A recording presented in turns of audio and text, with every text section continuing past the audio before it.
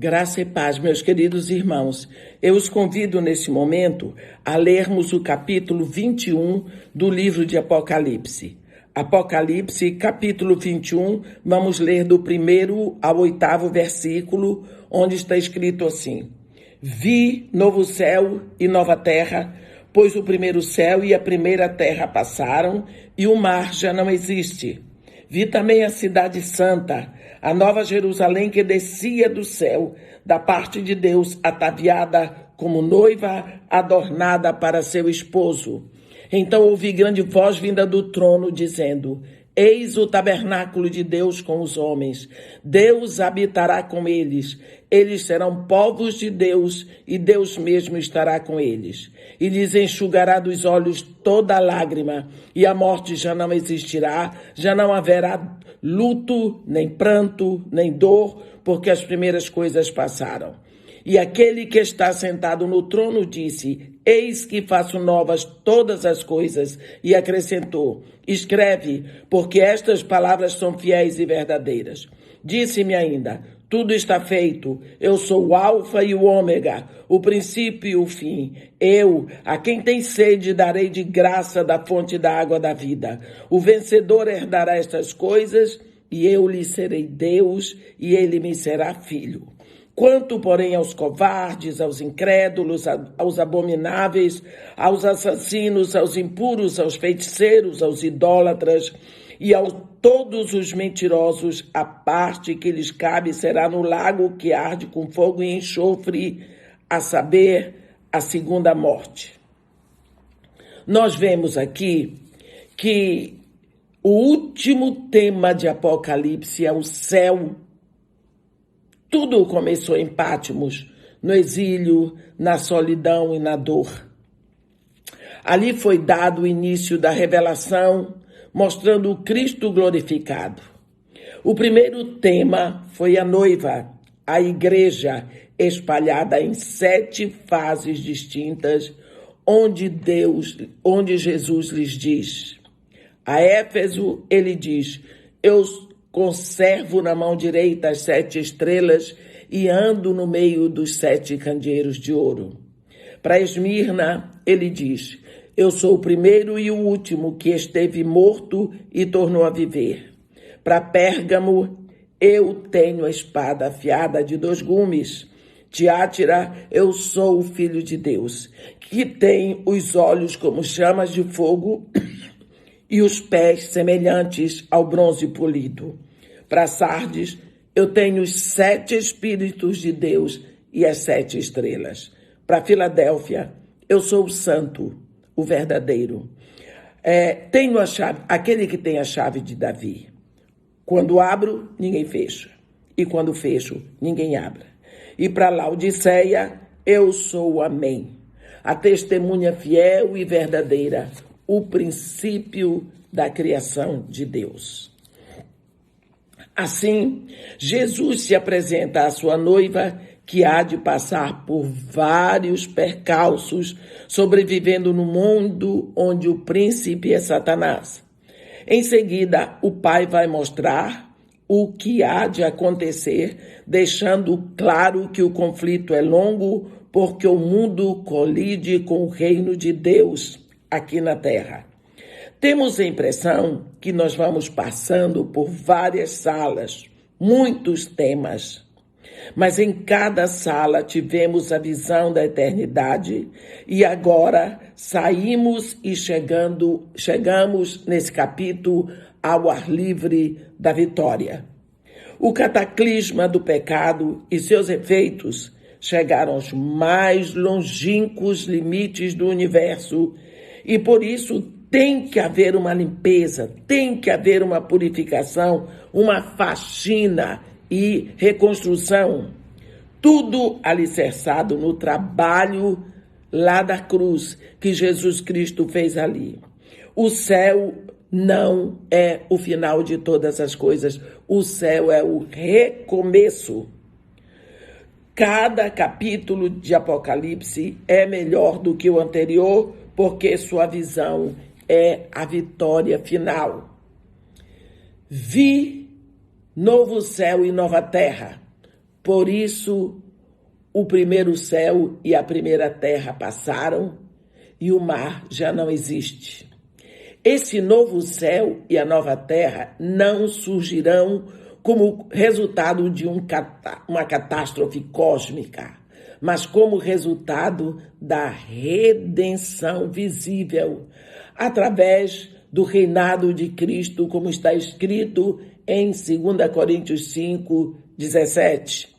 As coisas velhas passaram, eis que se fizeram novas.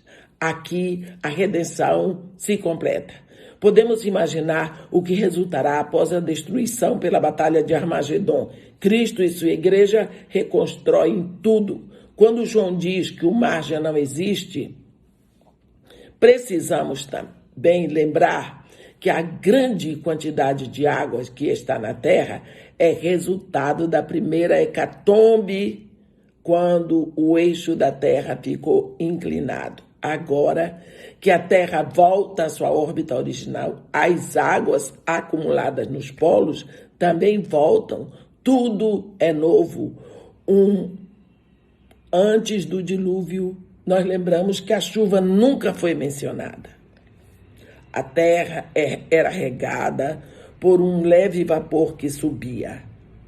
Agora, a água, embora sempre existiu na terra em grande quantidade, por causa da inclinação do eixo, ficou tudo numa má distribuição, porque houve muitos mares para um lado e muito deserto para o outro. Isso vai acabar. Quando houver aquele grande terremoto, a terra vai balançar assim até se posicionar na posição original. E então, você imagina o que vai ser aqui. João fala muito em um novo céu e a cidade santa ocupa a mensagem central aqui no versículo 2.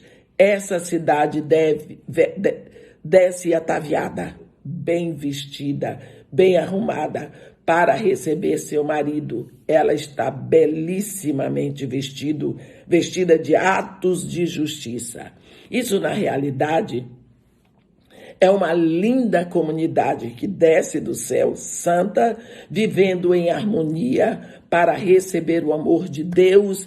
E aqui nós vamos ver, João recebe uma ordem no versículo 5. E aquele que está assentado no trono diz: eis que faço novas todas as coisas, e acrescentou: escreve, porque estas palavras são fiéis e verdadeiras. Nós vimos no versículo 3 que Deus habita com seu povo, e no versículo 11 que a cidade é imersa em luz. A primeira ação de Deus para a terra, vocês lembram, é criar a luz. Haja luz, ele disse. E assim, luz é o que emana agora na nova criação. Até mesmo os nossos corpos serão restaurados, tudo será redimido. No versículo 6, João fala: disse-me ainda, tudo está feito. Eu sou o alfa e o ômega, o princípio e o fim. É a terceira vez que recebemos esta afirmação, se você observou aqui em Apocalipse. A primeira vez foi lá em João, aqui na Bíblia, desculpa. A primeira vez foi lá em João, no capítulo 19, 30. Está consumado. Lá na cruz. Em mim está paga a redenção. A segunda vez, Apocalipse 16, no versículo 17, está feito. Está feito. Dito por uma voz que saiu do trono, quando a 7ª taça foi derramada. E a terceira vez, agora, Apocalipse 22, no versículo 6, tudo está feito. Ditas por aquele que se assenta no trono, porque ele recebe de Cristo um reino aperfeiçoado. Covardes são aqueles que não se tornaram vencedores. Eu vou ler agora do versículos 9 e 10, de 21, aqui. Então veio um dos 7 anjos que tem os 7 taças cheias dos últimos 7 flagelos e falou comigo dizendo: vem, mostrar-te-ei a noiva, a esposa do Cordeiro. E me transportou em espírito até uma grande e elevada montanha e me mostrou a santa cidade, Jerusalém, que descia do céu da parte de Deus, a qual tem a glória de Deus. O seu fulgor era semelhante a uma pedra preciosíssima, como pedra de jaspe cristalina. Tinha grande e alta muralha, 12 portas, e junto às portas 12 anjos, e sobre elas nomes inscritos, que são os nomes das 12 tribos dos filhos de Israel. Então, nós vemos aqui que nós lembramos que Apocalipse 17:1, quando o anjo convida João para ver a grande meretriz Babilônia, ele o levou ao deserto, porque ela está no deserto espiritual. Mas quando João é convidado a ver a noiva, para ver a noiva de Cristo, ele o leva até uma grande e elevada montanha. Vemos a diferença entre os lugares altos e os desérticos. É de luz e trevas. Embora muitas vezes nós troquemos um pela outra coisa, nós vemos que a palavra de Deus, até lá no profeta Jeremias, no capítulo 2, versículo 13, você lê: porque 2 males cometeu o meu povo. A mim me deixaram a fonte das águas vivas e cavaram para si cisternas rotas que não retêm água. Em João 14, no versículo 2, você vê Jesus dizendo: eu irei e vos prepararei lugar. Agora está pronto. Está pronto. Aqui há muitas moradas aonde João está vendo. O resplendor da cidade é tremendo, impossível de explicar, porque não há nada parecido ou conhecido aqui na terra. João não pode comparar. Mas todas as pedras são preciosíssimas, juntas no seu resplendor, não podem ser comparadas. Nada pode ser comparada à Nova Jerusalém, uma joia preciosa. O jaspe, por exemplo, é uma pedra que contém ondas variadas das cores do arco-íris, e ela é transparente, ela é translúcida. E a Nova Jerusalém tem a muralha de jaspe. Pense bem o que é isso. O primeiro fundamento é de jaspe, mas a cidade é de ouro. Aqui na terra não tem nada. Não tem ouro transparente como cristal, e a Nova Jerusalém é de ouro transparente como cristal. No versículo 16, nós vemos as dimensões, não é? E essas dimensões, para nós, vamos ver que é uma cidade quadrangular, comprimento, largura e altura iguais. É um cubo gigante, 12.000 estádios e 2.250 quilômetros cúbicos. É mais ou menos isso. Eu não sou boa de matemática, mas tem quem já calculou antes. A cidade tem luz própria. A sua luz é a glória de Deus. Você lembra do que está escrito em Isaías 24, lá no Apocalipse de Isaías, no versículo 23? A lua se envergonhará e o sol se confundirá quando o Senhor dos Exércitos reinar sobre o monte Sião e em Jerusalém. Perante os seus anciãos haverá glória. Não haverá templo, tudo é adoração, porque habitaremos na glória de Deus. A muralha não é tão alta quanto a cidade, pouco mais que 80 metros, e os portões são feitos nas muralhas. Cada um é uma pérola gigantesca. Cada porta, nós vemos, tem o nome de uma tribo de Israel, e em cada porta tem um anjo tomando conta. No versículo 12, eu vou ler para vocês, mais uma vez. Tinha grande e alta muralha, 12 portas, e junto às portas 12 anjos, e sobre elas nomes escritos, que são os nomes das 12 tribos dos filhos de Israel. Então nós vemos que há 12 portas, e junto às portas, cada uma, o nome de uma tribo. Agora, a pérola, nós lembramos, é resultado de dor. Quando a concha da ostra, a ostra é um organismo muito delicado. Quando ela se protege dentro de uma concha, porque ela não tem osso, né? Ela fica lá dentro.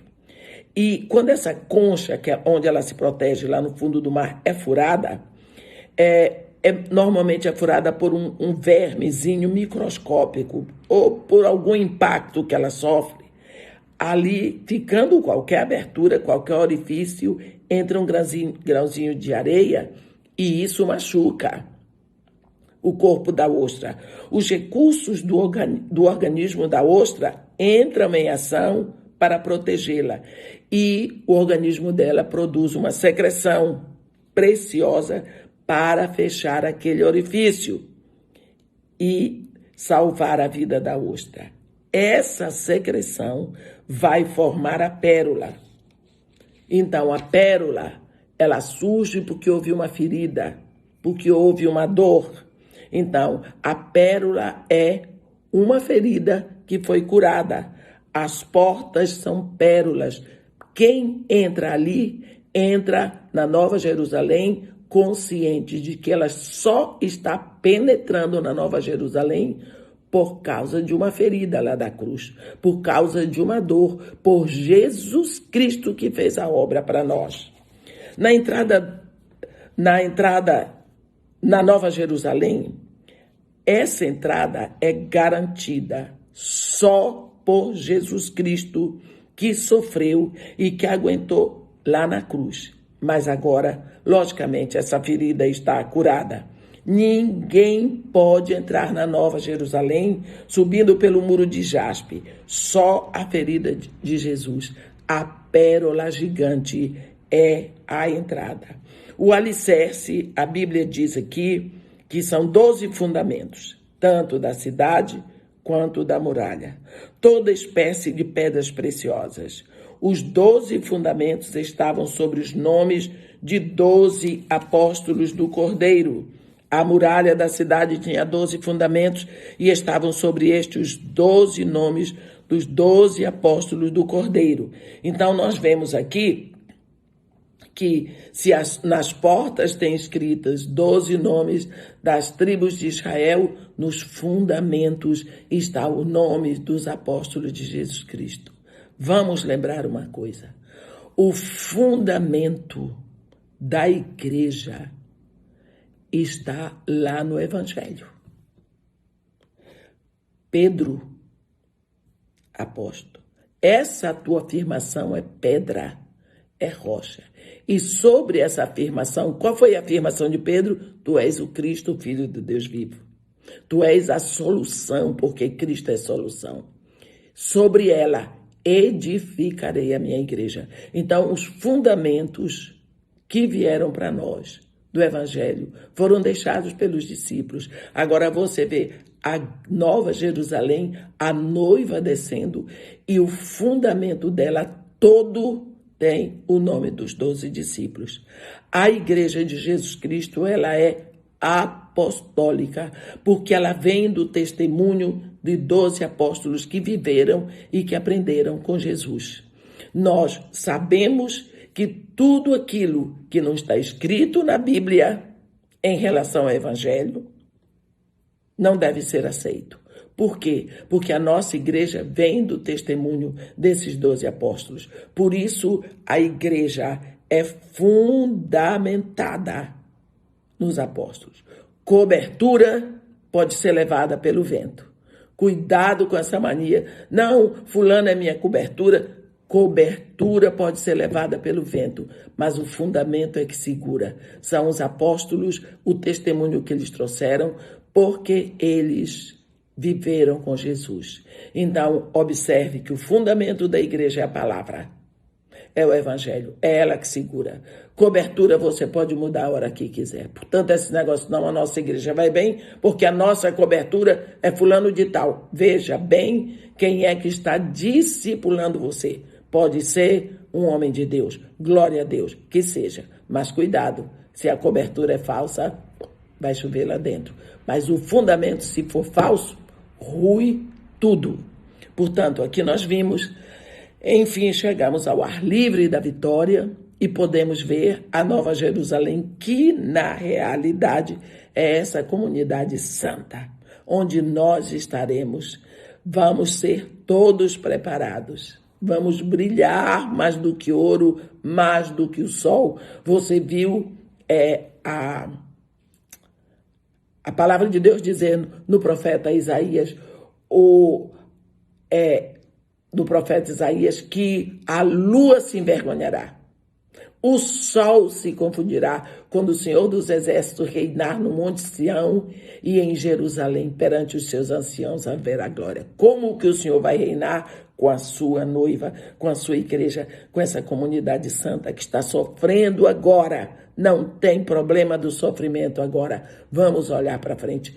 O anjo mostrou para João que todas essas dores, esses selos foram abertos, as trombetas foram tocadas, as taças foram derramadas, mas nós saímos no glorioso capítulo 21. E amanhã faremos o capítulo 22 e teremos aí meditado um pouco no livro de Apocalipse, e você pode agora reler, sem buscar a revelação de outras coisas, mas a revelação de Jesus Cristo, porque Apocalipse é a revelação de Jesus Cristo que o Pai deu a João, para João mandar para você e para mim, para nós. Um grande beijo.